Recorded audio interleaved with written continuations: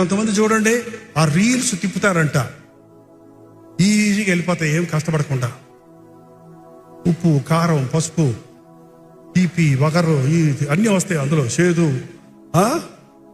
దాంట్లో చూస్తున్నవాడు, మీరు చూస్తాం ప్రారంభించినప్పుడు టైం చూసుకోండి, మీరు సెల్ క్లోజ్ చేసి పెట్టేటప్పుడు టైం చూసుకోండి, చెప్పండి. అప్పుడు 2 చూసి మానేద్దాం అనుకున్నారు, 3 చూసి వద్దులే అనుకున్నారు, చాలాసేపు నుంచి చూస్తున్నాను మానేయాలి అనుకుంటూనే ఉన్నారు మనసులో. మీకట తెలుసు అంటారా? నాకు చెబుతుంటారండి వచ్చారు, నాకు చెబుతుంటారు, నేను సెల్ ఫోన్కి అడిక్ట్ అయిపోయాను, నా టైం అంతా రీల్స్లోనే అయిపోతుంది. అవి ఎంత ఇంట్రెస్ట్గా ఉంటే ప్రార్థన చేసేవాడికి ప్రార్థన ఎంత మధురంగా ఉండదో తెలుసా?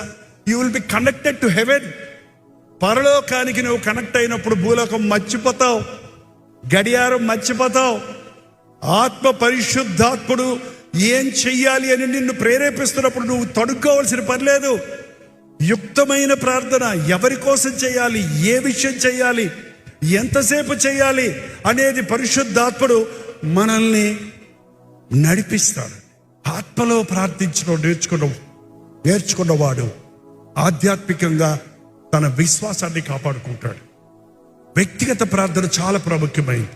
నువ్వు ప్రార్థన చేయనప్పుడు నీ గదిలోకి వెళ్ళి తలుపేసుకొని రహస్యమందు నీ దేవునికి ప్రార్థన చేయి.